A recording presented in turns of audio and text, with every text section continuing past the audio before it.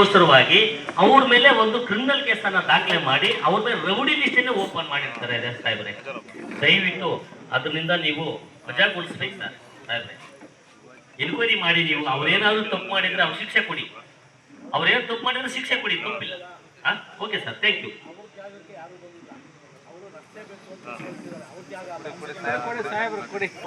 ನಿರ್ದಿಷ್ಟವಾಗಿ ಏನಾಗಬೇಕು ಅನ್ನೋದು ದಯವಿಟ್ಟು ಹೇಳಿ. ಇನ್ನು ಬೇಕಾದ್ರೆ ನೀವೆಲ್ಲ ಇವತ್ತೆಲ್ಲ ಕೂತ್ಕೊಳ್ತೀವಿ ಅಂದ್ರೆ ನಾವು ಕೂತ್ಕೊಳ್ಳೋಕೆ ರೆಡಿ ಇದ್ದೀವಿ, ನೀವು ಕೂತ್ಕೊಳ್ಳೋಕೆ ರೆಡಿ ಇದ್ದೀರಾ? ನಮ್ಮ ಸಮಸ್ಯೆಗಳನ್ನ ಹೇಳ್ಕೊಳ್ಳೋ ಅಷ್ಟೇ ಏನಿದೆಯೋ ಜಸ್ಟ್ ಪ್ರಿಸೈಸ್ ಆಗಿ ಇವ್ರ ಮೇಲೆ ಕೇಸ್ ಆಗಿದೆ, ಇವ್ರ ಮೇಲೆ ರೌಡಿ ಶೀಟ್ ಅಂತ ತೆಗಿಬೇಕು, ಪರಿಶೀಲನೆ ಮಾಡ್ತೀವಿ. ಯಾಕೆ ಕೇಸ್ ಆಗಿದೆ, ರೌಡಿ ಶೀಟ್ ಅಲ್ಲಿ ತೆಗಿಯಕ್ಕೆ ಸಾಧ್ಯ ಇದ್ರೆ ತೆಗಿತೀವಿ, ಇಲ್ಲ ಅಂದ್ರೆ ಮುಂದುವರಿಸ್ತೀವಿ. Thank you.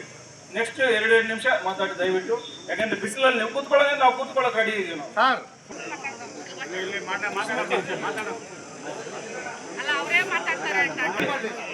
ಒಂದ್ ಸೆಕೆಂಡ್ ದಯವಿಟ್ಟು ನೋಡ್ರಿ. ಇಲ್ಲಿ ಉದ್ದೇಶ ನಮ್ದಲ್ಲ. ಶಾಬುದ್ದೀನ್ ನೇತೃತ್ವದಲ್ಲಿ ಹೈದರಾಬಾದ್ಗೂ ಟೀಮ್ ಕಳಿಸಿದೀವಿ, ಸಿಕ್ಕಿಲ್ಲ, ಟ್ರೈ ಮಾಡ್ತಾನೆ ಇದ್ದೀವಿ. ಅವ್ರೇನು ನಮ್ಮ ಸಂಬಂಧಿಕರಲ್ಲ, ಯಾರೋ ಅಲ್ಲ. 100% ಅರೆಸ್ಟ್ ಮಾಡ್ತೀವಿ. ಅವ್ರ ಮೇಲೆ ಉಗ್ರ ಕಾನೂನು ಕ್ರಮ ಕೈಗೊಳ್ತೀವಿ.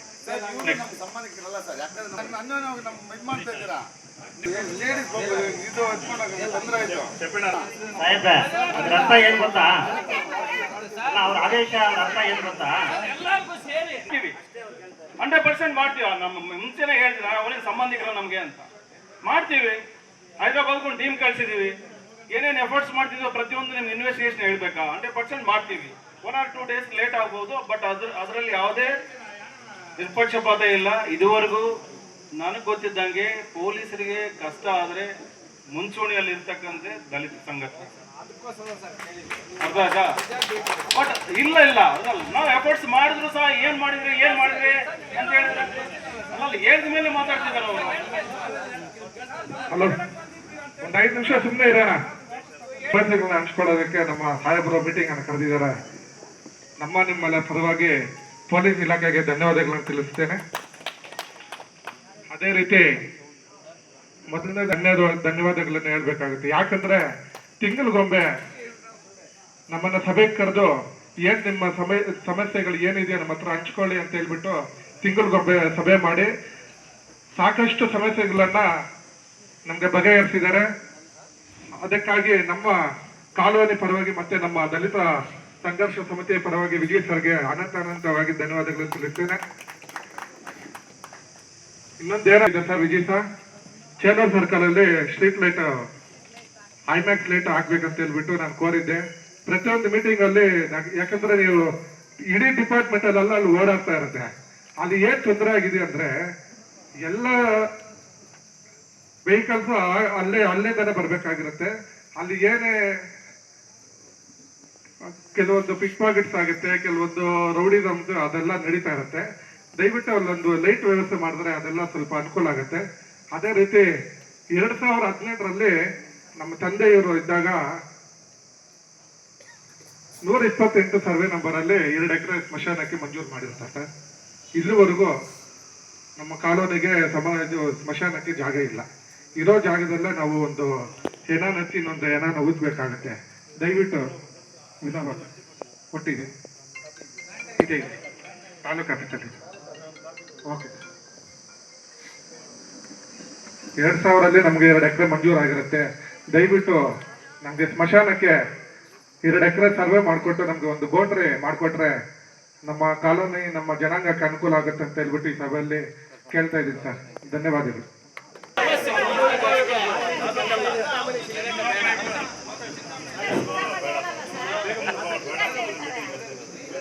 ಎಲ್ಲರಿಗೂ ಜೈ ಭೀಮ್.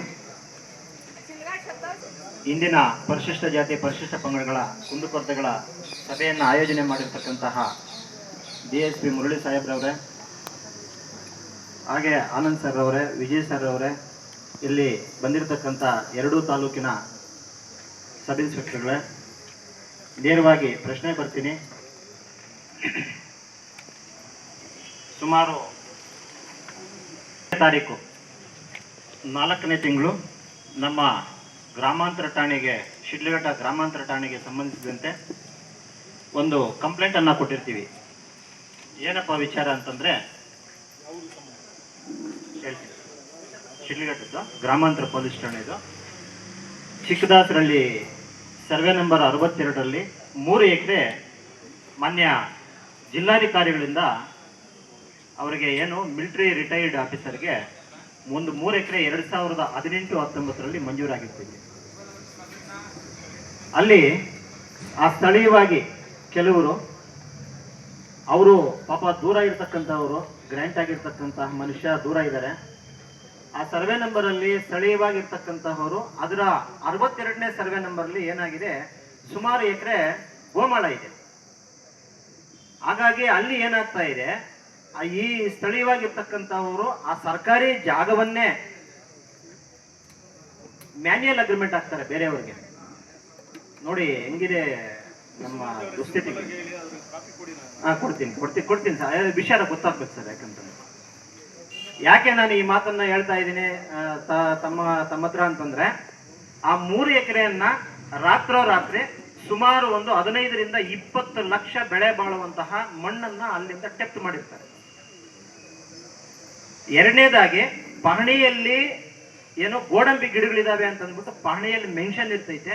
ಆ ಗೋಡಂಬಿ ಗಿಡ ಪೂರ್ತಿ ನೆಲಸಮ ಮಾಡಿ ಅಲ್ಲಿಂದ ಟೆಪ್ಟ್ ಮಾಡಿರ್ತಾರೆ. ಮೂರನೇದಾಗಿ ಆ ಸುತ್ತು ಕಾಂಪೌಂಡ್ ಮಾಡಬೇಕು ಅಂತಂದ್ಬಿಟ್ಟು ಕಲ್ಲು ಕುಚ್ಚುಗಳನ್ನ ಅಲ್ಲಿ ಹೊಡೆದಿರ್ತಾರೆ ಆ ಮನುಷ್ಯ. ಆ ಕಲ್ಲು ಕುಚ್ಚುಗಳನ್ನು ಕೂಡ ಎಲ್ಲ ಪುಡಿ ಮಾಡಿ ಅವ್ರು ಏನ್ ಮಾಡಿದ್ದಾರೆ, ಆ ಪುಡಿ ಮಾಡಿದ್ಮೇಲೆ ಒಂದು ಅರ್ಧ ಪೀಸ್ ಮಾಡ್ಬಿಟ್ಟು ಅವರ ಸೈಟ್ಗಳನ್ನು ವಿಂಗಡಣೆ ಮಾಡ್ತಾರೆ. ಸೈಟ್ಗಳನ್ನ ವಿಂಗಡಣೆ ಮಾಡಿ ಬೇರೆಯವರಿಗೆ ಮಾರಾಟ ಮಾಡ್ತಕ್ಕಂಥದ್ದು. ಈ ವಿಚಾರವಾಗಿ ನಾನು 14ನೇ ತಾರೀಕು ಒಂದು ಕಂಪ್ಲೇಂಟ್ ಅನ್ನ ನಮ್ಮ ಸಬ್ ಇನ್ಸ್ಪೆಕ್ಟರ್ ಸಾಹೇಬ್ರ ಗಮನಕ್ಕೂ ಕೂಡ ಬಂದೈತೆ. ಬಟ್ ಅದು ಏನಾಗಿದೆ ಏನು ಅಂತಂದ್ಬಿಟ್ಟು ಗೊತ್ತಿಲ್ಲ. ಕಂಪ್ಲೇಂಟ್ ಮಾತ್ರ ನಮ್ಮ ಕೈಯಲ್ಲೇ ಉಳಿದೈತೆ. ಕೂರಿಸಿ ಒಂದು ಗ್ಲಾಸ್ ನೀರು ಕೊಡಿ. ಅವರು ಯೋಗಕ್ಷೇಮ ವಿಚಾರಿಸಿ ಯಾಕೆ ಬಂದಿದ್ದಾರೆ ಏನು ಅಂತ. ಯಾರೇ ಆಗಲಿ ಪೊಲೀಸ್ ಸ್ಟೇಷನ್ಗೆ ಹೋದ್ರೆ ಅಲ್ಲಿ ಅಕ್ನಾಲೆಜ್ಮೆಂಟ್ ಇಲ್ಲದೆ ನೀವು ಹಿಂದೆ ಹೋಗಬೇಡಿ. ಪೊಲೀಸರು ಒಂದ್ಸಲ ಹೇಳ್ತಾರೆ, ಸರ್ ಬಂದರು ಮತ್ತೆ ಬರ್ತೀವಿ ಅಂತ ಹೇಳಿ ಹೋದ್ರು ಸರ್ ಅಂತ. ಅದು ಹೋದ್ಮೇಲೆ ಏನೇನು ವಿಷಯಗಳಾಗೋ ಸ್ವಲ್ಪ ಸಮಸ್ಯೆಗಳಾಗ್ತದೆ, ಒಂದೊಂದ್ಸಲ ವಿಪರೀತಕ್ಕೆ ಹೋಗ್ತವೆ. ಅಟ್ಲೀಸ್ಟ್ ಅವ್ರಿಗೆ ಅಕ್ನಾಲೆಜ್ಮೆಂಟ್ ಇದ್ರೆ ಅಕೌಂಟಬಿಲಿಟಿ ಇರುತ್ತೆ. ಕೇಳ್ತಾರೆ, ಅಕ್ನಾಲೆಜ್ಮೆಂಟ್ ಇದ್ರೆ SHO ಅವರು ಕೇಳ್ತಾರೆ, ಯಾಕಪ್ಪ ಏನಾಗಿದೆ ಅಂತ. ಯಾರಿದ್ರು ಅವತ್ತು ಹೆಡ್ ಕಾನ್ಸ್ಟೇಬಲ್, ಯಾಕೆ ಅಕ್ನಾಲೆಜ್ಮೆಂಟ್ ಕೊಟ್ಟಿಲ್ಲ ಅವರು? ಕೆಲವ್ರಿಗೆ ಗೊತ್ತಾಗಲ್ಲ ಪಾಪ. ಅಕ್ನಾಲೆಜ್ಮೆಂಟ್ ತಗೋಬೇಕಂತ ನಮ್ಮ ಗ್ರಾಮೀಣ ಜನಾಂಗಕ್ಕೆ ಗೊತ್ತಾಗಲ್ಲ. ಹೋದ ತಕ್ಷಣ ಕೊಟ್ಟ ತಕ್ಷಣ ಪೊಲೀಸ್ ಆ್ಯಕ್ಷನ್ ತಗೊಳ್ತಾರೆ ಅಂತ ನಾವು ಅಂದ್ಕೊಳ್ತೀವಿ. ಪೊಲೀಸರು ಅದ್ರ ಬಗ್ಗೆ ಆ್ಯಕ್ಷನ್ನೇ ತಗೊಳ್ಳಿಲ್ಲ. ಇನ್ನು ನಮ್ಮ ಮೇಲೆ ಏನಾದ್ರು ಬೇರೆ ಅನಾಹುತಗಳಾದರೆ ಯಾರು ರೆಸ್ಪಾನ್ಸಿಬಿಲಿಟಿ ಯಾರು? ಅವಾಗ ಎಗೈನ್ ದೂರೋದು ಪೊಲೀಸರಿಗೆ. ಪೊಲೀಸರು ಏನು ಮಾಡ್ತಾರೆ, ಅಕೌಂಟಬಿಲಿಟಿ ಇಲ್ಲ ಸರ್, ಬಂದರು ಹೋದ್ರು ಸರ್ ಅಂತ ಹೇಳ್ತಾರೆ. ಅದಕ್ಕೆ ದಯವಿಟ್ಟು ಹೋದಾಗ ನೀವು ಅಕ್ನಾಲೆಜ್ಮೆಂಟ್ ತಗೊಳ್ಳಿ. ನೀವು ಇದು ಹೇಳಿದಿರಲ್ಲ, 100% ಪರಿಶೀಲನೆ ಮಾಡ್ತೀನಿ, ಏನಾಗಿದ್ದು ಆ್ಯಕ್ಷನ್ ತಗೊಳ್ತೀನಿ ಮಾಡಬೇಕು ಅಂತ. ಅದು ಸಾಹೇಬ್ರ ಗಮನಕ್ಕೆ ಹೋಗಿದೆಯೋ ಇಲ್ಲ ನನಗೆ ಗೊತ್ತಿಲ್ಲ. ಆಮೇಲೆ ಅಲ್ಲಿರ್ತಕ್ಕಂಥ SHO ಆನಂದ್ ಅವ್ರು ಏನ್ ಮಾಡಿದ್ದಾರೆ, ಅದನ್ನ ಹೋಗಿ ಆ ಸ್ಥಳ ಪರಿಶೀಲನೆ ಮಾಡಿದ್ದಾರೆ. ಹೌದು ನಿಜ, ಅದು ಮಣ್ಣೆತ್ತಿದ್ದಾರೆ ಅಂತ ಹೇಳಿದ್ಮೇಲೂ ಸಹ ಮತ್ತೆ ಮಣ್ಣೆತ್ತಿದ್ದಾರೆ. ಸುಮಾರಷ್ಟು ಲೋಡ್ಗಳು, ಇದು ಬೇರೆ ಸರ್, ಸುಮಾರಷ್ಟು ಲೋಡ್ಗಳು ಅದು ಮಣ್ಣನ್ನು ಎತ್ತಿದ್ದಾರೆ. ಸುಮಾರು ಏನು ಅದು 14ನೇ ತಾರೀಕು ಕೊಟ್ಟಿರ್ತಕ್ಕಂಥದ್ದು, ಇದುವರೆಗೂ ಅದ್ರ ಮೇಲೆ ಕ್ರಮ ವಹಿಸಿಲ್ಲ ಅಂತಂದ್ರೆ ಇನ್ನ ದಲಿತರಿಗೆ ನ್ಯಾಯ ಯಾವ ರೀತಿ ಸಿಗುತ್ತೆ ಅಂತ ನಾನು ಈ ಸಂದರ್ಭದಲ್ಲಿ ಮಾತಾಡೋದು ಬಹಳ ಅದು ಸೂಕ್ತ ಅನ್ಸಲ್ವೇನೋ. ತಮ್ಮ ಹತ್ರ ಅದನ್ನ ಗಂಭೀರವಾಗಿ ಪರಿಶೀಲನೆ ಮಾಡಿ ಅವ್ರಿಗೆ ನ್ಯಾಯ ಕೊಡಿಸ್ಬೇಕು ಅಂತ ಈ ಸಂದರ್ಭದಲ್ಲಿ ತಮ್ಮ ಹತ್ರ ಹೇಳ್ತಾ ಇದ್ದೀನಿ. ಎರಡನೇದಾಗಿ ಮಾಡಿದ ಮೇಲೆ ಅಲ್ಲ, ಅದು ಏನಾಗಿದೆ ಅಂತಂದ್ರೆ ಅವ್ರಿಗೆ ಯಾವ ರೀತಿ ಅನ್ಯಾಯ ಆಗಿದೆ ಅಂತಂದ್ರೆ, ಎಲ್ಲಿ ಅಲ್ಲಿ ಹೋದ್ರೆ ಕಾಂಪೌಂಡ್ ಅಡ್ಡ ಮಾಡಕ್ ಹೋದಾಗ ಅವರನ್ನು ಹೊಡೆದಿದ್ದಾರೆ. ಅಲ್ಲಿ ಹೊಡೆದವರು ಬಂದು ಏನ್ ಮಾಡಿದ್ರೆ, ಎಲ್ಲೋ ಒಂದು ಕೂಲಿ ಕಾರ್ಮಿಕರು ಕೆಲಸ ಮಾಡ್ತಾ ಇರ್ಬೇಕಾದ್ರೆ, ಏನು ಪಕ್ಕದ ತೋಟದಲ್ಲಿ ಇವರೇ ಕರ್ಕೊಂಡು ಹೋಗಿ ಕೆಲಸ ಮಾಡ್ತಾ ಇರ್ತಕ್ಕಂತಹ ಕೂಲಿ ಕಾರ್ಮಿಕರನ್ನು ಕರ್ಕೊಂಡ್ಬಂದು, ಕೂಲಿ ಕಾರ್ಮಿಕರದ್ದು ಇದು ಗಲಾಟೆ ನಮ್ಮದಲ್ಲ, ಈ ರಿಯಲ್ ಎಸ್ಟೇಟ್ ಅವರು ಎಷ್ಟು ಬುದ್ಧಿವಂತರಿದ್ದಾರೆ, ಅದನ್ನ ಪರಿಶೀಲನೆ ಮಾಡಿ ನೀವು ಅದು ಕೇಸ್ ಮಾಡಬೇಕಾಗಿತ್ತು. 2 ಕೌಂಟರ್ ಕೇಸ್ಗಳು ಮಾಡಿದ್ದಾರೆ ನೋಡಿ. ಕೌಂಟರ್ ಕೇಸ್ ಮಾಡಿದ್ರೆ ಪಾಪ ಅವ್ರ ಹತ್ರ ದುಡ್ಡಿಲ್ಲ, ಬಡವರವರು. ಅದು ದುಡ್ಡಿಲ್ದಿರ ಮತ್ತೆ ಸ್ಟೇಷನ್ಗೆ ಬಂದ್ಬಿಟ್ಟು ಅದು ಅಲ್ಲಿ ಸ್ಟೇಷನ್ ಬೇಲ್ಗೆ ಬಂದಿದ್ದಾರೆ, ಅಷ್ಟು ಮಾತ್ರ ಗೊತ್ತು. ತಾವು ಅವತ್ತು ಬಂದಿದ್ರಿ, ಯಾಕೆ ನೀವು ಇಷ್ಟು ಜನ ಯಾಕೆ ಬಂದಿದ್ರಿ ನಡೀರಂತ ಪಾಪ ನಿಮ್ಗೆ ವಿಚಾರ ಗೊತ್ತಿರಲಿಲ್ಲ. ಅವತ್ತು ಅವರೆಲ್ಲ ಆಧಾರ್ ಕಾರ್ಡ್ಗಳು ಮತ್ತೆ ಫೋಟೋಸ್ ತಗೊಂಡು ಅಲ್ಲಿ ಬಂದಿದ್ದಾರೆ. ಈಗ ಅಲ್ಲಿ ಏನಾಗಿದೆ, ಒಬ್ಬ ಹುಡುಗನೇ ಅಲ್ಲಿ ಇರೋದು. ಅಲ್ಲಿ CC ಕ್ಯಾಮ್ರಾ ಇದೆ, ಪಕ್ಕದ ತೋಟದಲ್ಲಿ CC ಕ್ಯಾಮ್ರಾ ಇದೆ ಸರ್. ಆ CC ಕ್ಯಾಮ್ರಾದಲ್ಲಿ CC ಫುಟೇಜ್ ಅಲ್ಲಿ ಕಂಪ್ಲೀಟ್ ಡೀಟೇಲ್ಸ್ ಬರುತ್ತೆ. ಏನು ಅಲ್ಲಿ ಗಲಾಟೆ ಮಾಡಿರ್ತಕ್ಕಂಥವ್ರು ಯಾರು, ಹೊಡೆದಿರ್ತಕ್ಕಂಥವ್ರು ಯಾರು. ಸುಮಾರು ಅರ್ಧ ಗಂಟೆ ಅವರು ಆ ಒಂದು ನೆಲದಲ್ಲಿ ಪಾಪ ಹೊಡೆದಿದ್ರೆ ಸುಸ್ತಾಗಿ ಅಲ್ಲೇ ಬಿದ್ದೋಗಿದ್ದಾನೆ ಮನುಷ್ಯ. ಇದೆ ಸರ್ CC ಫುಟೇಜ್ ನಮಗೆ ಕೊಡ್ಲಿಲ್ಲ ಅವ್ರು, ಯಾಕೆಂತಂದ್ರೆ ಅವ್ರಿಗೆ ತುಂಬಾ ಬೇಕಾಗಿರ್ತಕ್ಕಂಥವ್ರು. ಇದನ್ನ ನಾವು ಸರ್ ನಾರಾಯಣ ದಾಸರಳ್ಳಿ ಸರ್. ಮತ್ತೆ ಏನಾಯ್ತು, ಇವ್ರ ಪಾಪ ಹಾಸ್ಪಿಟಲ್ಗೆ ಅಡ್ಮಿಟ್ ಆಗಿದ್ರೆ ಅವರು ಹೆಣ್ಣು ಮಕ್ಕಳನ್ನ ಕರ್ಕೊಂಡ್ಬಂದು ಬೇರೆಯವರನ್ನ, ಅಲ್ಲಿ ಹೆಣ್ಣು ಮಕ್ಕಳಿಗೂ ಆ ಗಲಾಟೆಗೆ ಸಂಬಂಧನೇ ಇಲ್ಲ, ಅವ್ರನ್ನ ಕರ್ಕೊಂಡ್ಬಂದು ಮತ್ತೆ ಅಲ್ಲಿ ಇವನ್ ಮೇಲೆ, ಈ ಹುಡುಗ ಮೇಲೆ ಬೇರೆ ರೀತಿಯಲ್ಲಿ ಕಂಪ್ಲೇಂಟ್ ಕೊಟ್ಟು ಕೇಸ್ ವಾಪಸ್ ತಗ, ಇಲ್ಲ ಅಂತಂದ್ರೆ ನಾವು ನಿನಗೆ ರೇಪ್ ಕೇಸ್ ಹಾಕ್ಸ್ತೀವಿ, ಈ ಥರ ನಿಮ್ಗೆಲ್ಲ ಗೊತ್ತಿರುತ್ತೆ ಸರ್. ಜಿಲ್ಲಾದ್ಯಂತ ಪ್ಲಾಸ್ಟಿಕ್ ನಿಷೇಧ ಆಗಿದೆ. ಅದರಲ್ಲಿ ನಗರ ಮಟ್ಟದಲ್ಲಿ ಕಡಿವಾಣ ಆಗಿದೆ. ಆದರೆ ಹಳ್ಳಿಗಾಡಿನಲ್ಲಿ ಪ್ರತಿಯೊಂದು ಗ್ರಾಮಗಳಲ್ಲೂ ರಾಜಾರೋಷವಾಗಿ ಆ ಪ್ಲಾಸ್ಟಿಕ್ ಕವರ್ಗಳನ್ನು ಮಾರ್ತಾ ಇದ್ದಾರೆ. ಆ ಪ್ಲಾಸ್ಟಿಕ್ ಕವರ್ಗಳು ಹಳ್ಳಿಗಾಡಿನ ದನಕರುಗಳು ತಿಂದು ಅನೇಕ ದನಕರುಗಳು ಸತ್ತೋಗಿಂತ ಉದಾಹರಣೆಗಳಾಗಿವೆ. ದಯವಿಟ್ಟು ಈ ಒಂದು ಸಭೆ ಮುಖಾಂತರ ಈ ಒಂದು ಹಳ್ಳಿ ಮಟ್ಟದಲ್ಲಿ ಏನಿದೆ ಆ ಹಳ್ಳಿ ಮಟ್ಟದಲ್ಲಿ ಪ್ಲಾಸ್ಟಿಕ್ ನಿಷೇಧಕ್ಕೆ ಅತಿ ಜರೂರಾಗಿ ತಾವು ಕಠಿಣ ಕ್ರಮ ಜರುಗಿಸಬೇಕು ಅಂತ ಈ ಒಂದು ಸಭೆ ಮುಖಾಂತರ ವಿನಂತಿಸ್ತಾ ಇದ್ದೀನಿ. ಅದೇ ರೀತಿ ನಮ್ಮ ಕೆಂಚಾರಹಳ್ಳಿ ಲಿಮಿಟಲ್ಲಿ ನೇರಡುಗುಂಟಹಳ್ಳಿ ಅಂತ ಒಂದು ಗ್ರಾಮ ಇದೆ. ಆ ಗ್ರಾಮದ ಬಗ್ಗೆ ನಾನು ಈಗಾಗಲೇ ಕೆಂಚಾರಹಳ್ಳಿ ಲಿಮಿಟ್ಗೂ ಪೊಲೀಸ್ ಸ್ಟೇಷನ್ಗೂ ತಿಳಿಸಿದ್ದೀನಿ, ಸಾಹೇಬರಿಗೂ. ನೇರಡುಗುಂಟಹಳ್ಳಿ ಅಲ್ಲಿ ಎಲ್ಲರೂ ST ಜನಾಂಗ ಇರೋದು. ಈಗಲೂ ಕೂಡ ಅಲ್ಲಿ ಬಟ್ಟಿ ಸಾರ ಈಗಲೂ ಕೂಡ ತಯಾರಾಗ್ತಾ ಇದೆ. ತಯಾರಾಗಿ ಎಲ್ಲ ಬೆಳೆಗಳು ಕೂಡ ಔಷಧಿ ರೂಪದಲ್ಲಿ ಮಾರಾಟ ಮಾಡೋಕ್ಕೆ ಅಲ್ಲಿಂದ ಸಪ್ಲೈ ಹೋಗ್ತಾ ಇದೆ.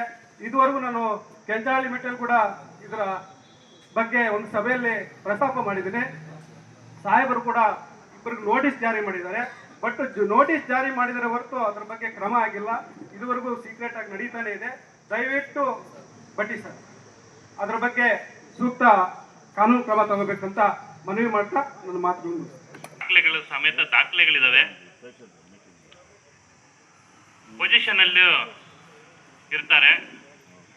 ಆದ್ರೆ ಕೆಲವರು ಮೇಲ್ವರ್ಗದವರು ಬಂದು ಅದನ್ನ ಉಳುಮೆ ಮಾಡ್ತಾರೆ. ಹೆಂಗೆ ಮಾಡ್ತಾರಪ್ಪ ಅಂತಂದ್ರೆ, ಇಲ್ಲಿರ್ತಕ್ಕಂಥ RIಗಳು ಮತ್ತೆ ಸೆಕ್ರೆಟರಿಗಳು ಏನ್ ಮಾಡ್ತಾರೆ, ನಕಲಿ ದಾಖಲೆಗಳು ಇವತ್ತು ಚಿಂತಾಮಣಿ ತಾಲೂಕಿನಲ್ಲಿ ಯಥೇಚ್ಛವಾಗಿ ನಕಲಿ ದಾಖಲೆಗಳು ಅವಳಿ ನಡೀತಾ ಇದೆ ಸರ್. ಅಲ್ಲಿ ಯಾರಿಗೂ ಗೊತ್ತಿರೋದಿಲ್ಲ ಅವ್ರದ್ದು ಜಮೀನು ಅಂತ ಉಳುಮೆ ಮಾಡ್ತಾರೆ. ಬಂದು ನಮ್ದು ಇಲ್ಲ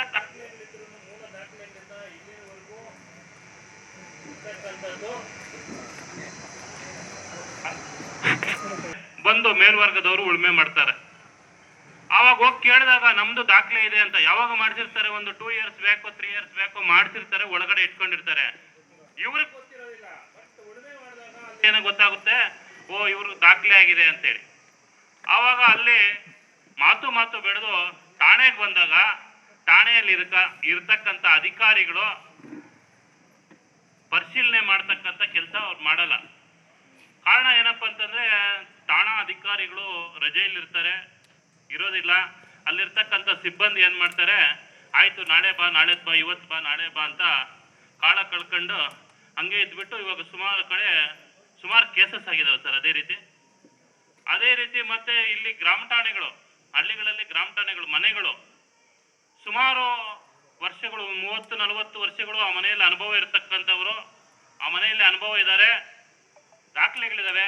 ಆದ್ರೆ ಅಲ್ಲಿರ್ತಕ್ಕಂಥ ಮೇಲ್ವರ್ಗದ ಅವರು ಪಂಚಾಯತಿ PDO ಅವ್ರನ್ನ ಜೊತೆಯಲ್ಲಿ ಇಟ್ಕೊಂಡು ನಮ್ಮಲ್ಲೇ ಜಗಳ ಇರ್ತಕ್ಕಂಥ ಕೆಲಸ ಅಲ್ಲಿ ನಡೀತಾ ಇದೆ. ಏನಪ್ಪಾ ಅಂತಂದ್ರೆ, ಒಂದೇ ಸಮುದಾಯದವರು ಇಲ್ಲಿ ಬಂದಿದ್ದಾರೆ. ಕೃಷ್ಣಪ್ಪ ಅಂತ ಇದ್ದಾರೆ, ಕತ್ರಿಗುಪ್ಪೆ ಗ್ರಾಮದ್ದು. ಈ ವಿಚಾರ ತಮ್ಮ ಹತ್ರ ನಾನು ಮೊನ್ನೆ ಬಂದಾಗ ಮೌಖಿಕವಾಗಿ ಹೇಳಿದ್ದೀನಿ ಸರ್. ತಾವು ಮತ್ತೆ ನಾರಾಯಣಸ್ವಾಮಿ ಸರ್ ಇದ್ರು, ಮತ್ತೆ ನಮ್ಮ ಸರ್ಕಲ್ ಇನ್ಸ್ಪೆಕ್ಟರ್ ರಜೆಯಲ್ಲಿದ್ರು, ಚಾರ್ಜ್ ಇದ್ರು. ಆವಾಗ ನಿಮ್ಗೆ ಮೌಖಿಕವಾಗಿ ಹೇಳಿದ್ದೀನಿ. 11ನೇ ತಾರೀಕು ಇನ್ಸಿಡೆಂಟ್ ಆಗಿರೋ ಸರ್. ಕೃಷ್ಣಪ್ಪ ಒಂಚೂರು ಇದ್ದಳು ಮಕ್ಕಳು, ಈತನ ಅಣ್ಣ, ಈತನ ತಂಗಿ ಮನೆಯಲ್ಲಿದ್ದಾನೆ. ಆ ಮನೆಯಲ್ಲಿರ್ತಕ್ಕಂಥ ಸಾಮಾನುಗಳನ್ನ ಅವ್ರ ಅಣ್ಣನ ಮಕ್ಕಳಿಗೆ ಯಾರು ಮೇಲ್ವರ್ಗದವರು ಈಸತ್ತು ಮಾಡಿಸ್ಬಿಟ್ಟಿದ್ದಾರೆ. ಯಾರು ಇವ್ರ ಅಣ್ಣನ ಮಗನ ಹೆಸರಿಗೆ ಮಾಡ್ತಾರೆ. ಈತನ ಮನೇನ, ಈತನಿಗೆ ಬರ್ತಕ್ಕಂಥ ಪಾಲನ್ನ ಆತನ ಅಣ್ಣನ ಮಗನಿಗೆ ದುಡ್ಡು ತಗೊಂಡು ಈಸತ್ತು ಮಾಡಿಸ್ಬಿಟ್ಟಿದ್ದಾನೆ. ಅಲ್ಲಿರ್ತಕ್ಕಂಥ PDO ಕೇಳಿದ್ರೆ ಆ PDO ಈವರೆಗೂ ಸಹ ಅದಕ್ಕೆ ಉತ್ತರ ಕೊಡಕ್ಕೆ ರೆಡಿ ಇಲ್ಲ. ಅಯ್ಯೋ ಸರ್, ನಾವು ಹೇಳಕ್ ಬರೋದಿಲ್ಲ, ನಾವು ಮಾಡಕ್ ಬರೋದಿಲ್ಲ. ಆಗ್ಬಿಟ್ಟಿದೆ ಹೋಗ್ಬಿಟ್ಟಿದೆ, ನಾನು ಮಾಡಿಲ್ಲ ಇನ್ನೊಬ್ರು ಮಾಡಿದ್ದಾರೆ ಇದು. ಹಂಗಾಗಿ ಈತನ್ನ ಮತ್ತೆ ಈತನ ಫ್ಯಾಮಿಲಿ ಅವ್ರನ್ನ ಹೊಡೆದು ಹಾಸ್ಪಿಟ್ಲಲ್ಲಿ ಅಡ್ಮಿಟ್ ಆಗಿದ್ರು ಸರ್. ಶಿವರಾಜ್ ಸರ್ ಏನೋ ಹೇಳಿದ್ರು, ಬರ್ತೀನಿ ನೋಡ್ತೀನಿ, ಸ್ಪಾಟ್ಗೆ ಬಂದು ಮಾಜರ್ ಮಾಡಿ ನೋಡಿ ಮತ್ತೆ ಅವ್ರಿಗೇನು ಕಾನೂನು ರೀತಿ ಏನಿದೆಯೋ ಅದು ಮಾಡ್ಕೊಡ್ತೀನಿ ಅಂತಂದ್ರು. ಬಟ್ ಅವರು ಪಾಪ ರಜೆಗಳಲ್ಲಿ ಮತ್ತೆ ಯಾರೋ ಅಕ್ಯೂಸ್ಡ್ ಸಿಕ್ಕಿದ್ದಾರೆ, ಅದರಲ್ಲಿ ಮತ್ತೆ ಇನ್ನೊಂದು ಸಮಸ್ಯೆಗಳು ಮತ್ತೆ ಬಂದೋಬಸ್ತು ಅದೆಲ್ಲ ಮಾಡ್ಕೊಂಡು ಹೋಗಿದ್ದಾರೆ. ಆ ನೊಂದಿರ್ತಕ್ಕಂಥ ಜೀವ ಸರ್ ಪ್ರತಿದಿನ ಆವತ್ತಿಂದ ಇವತ್ತಿವರೆಗೂ ಅವ್ರ ಸಾಮಾನುಗಳು ಸರ್, ಅಲ್ಲಿರ್ತಕ್ಕಂಥ ಪಾತ್ರೆ ಸಾಮಾನು ಮತ್ತೆ ಬೀರು ಎಲ್ಲ ಇರ್ತಕ್ಕಂಥದ್ದೆಲ್ಲ ಆಚೆ ಹಾಕ್ಬಿಟ್ಟಿದ್ದಾರೆ, ರಸ್ತೆಯಲ್ಲಿ ಬಿಸಾಕಿದ್ದಾರೆ. ಈವರೆಗೂ ಅಲ್ಲೇ ಇದೆ. ಅಲ್ಲಿ ಆ ನಾಣಸ್ವಾಮಿ ಅಂತಕ್ಕಂಥ ಅವ್ರ ಮಗಳಿಗೆ ಆಪರೇಷನ್ ಈ ಫುಲ್ ಕಟ್ ಮಾಡ್ತಕ್ಕಂಥ ಮಿಷಿನಲ್ಲಿ ಕೊಟ್ಬಿಟ್ಟು ಆಪರೇಷನ್ಗೆ ಅಂತ ಇಟ್ಟಿದ್ದ ಅಮೌಂಟು ಅದರಲ್ಲಿದೆ, ಒಡವೆಗಳಿತ್ತು, ಅದೆಲ್ಲ ಎತ್ಕೊಂಡು ಹೊಟ್ಟೋಗಿದ್ದಾರೆ. ಅವ್ರನ್ನ ಕೇಳಿದ್ರೆ ಪೊಲೀಸ್ ಇಲ್ಲಿರ್ತಕ್ಕಂಥ ಪೊಲೀಸ್ ಏನ್ ಹೇಳ್ತಾರೆ ಅಂತಂದ್ರೆ, ರೂರಲ್ ಠಾಣೆಯಲ್ಲಿ ಇರ್ತಕ್ಕಂಥ ಪೊಲೀಸ್ ಅವರು ಅದೆಲ್ಲ ನಾವು ಮಾತಾಡಕ್ ಬರೋದಿಲ್ಲ, ಇವ್ರ ಕಂಪ್ಲೇಂಟ್ ಏನ್ ಕೊಡ್ತಾರೋ ಅದನ್ನು ಬರ್ಕೋಬೇಕು ಸರ್. ಹಾಸ್ಪಿಟ್ಲ್ಗೆ ಹೋದಾಗ ಇವ್ರೇನ್ ಮಾಡ್ತಾರೆ, ಆ ಕಂಪ್ಲೇಂಟ್ ಅನ್ನ ಬರ್ಕೊಳ್ಳೋದಿಲ್ಲ, ಅವ್ರಿಗೆ ಹೆಂಗ್ ಬೇಕೋ ಹಂಗ್ ಬರ್ಕೊಂತಾರೆ ಸರ್. ಅವರು ಇದು ಬರ್ಕೊಂಡು ಹೋಗಿರೋದು, ಕಂಪ್ಲೇಂಟ್ ಕೊಟ್ಟಿಲ್ಲ, ಹಾಸ್ಪಿಟ್ಲಲ್ಲಿ ಅಡ್ಮಿಟ್ ಆಗಿದ್ರು, MLC ಆಗಿದೆ, ಸ್ಟೇಟ್ಮೆಂಟ್ ಮಾಡ್ಕೊಂಡಿದ್ದಾರೆ. ಸ್ಟೇಟ್ಮೆಂಟ್ ಮಾಡ್ಕೊಂಡು ಆ ಸ್ಟೇಟ್ಮೆಂಟ್ ಇವ್ರು ಏನ್ ಕೊಡ್ತಾರೆ ಅದನ್ನ ಸ್ಟೇಟ್ಮೆಂಟ್ ಮಾಡ್ಕೊಳ್ಳೋದಿಲ್ಲ ಸರ್. ಅವರು ಹಿಂಗೆಲ್ಲ ಆಗಿರೋದಿಲ್ಲ, ದುಡ್ಡು ಇರೋದಿಲ್ಲ ನಿಮ್ಮ ಹತ್ರ, ಒಡವೆ ಇರೋದಿಲ್ಲ ನಿಮ್ಮ ಹತ್ರ, ಏನಕ್ಕೆ ಸುಮ್ಮನೆ ಕೊಡ್ತೀರಾ? ಸುಮ್ಮನೆ ಯಾರು ಕೊಡೋದಿಲ್ಲ ಸರ್. ಹಂಗಾಗಿ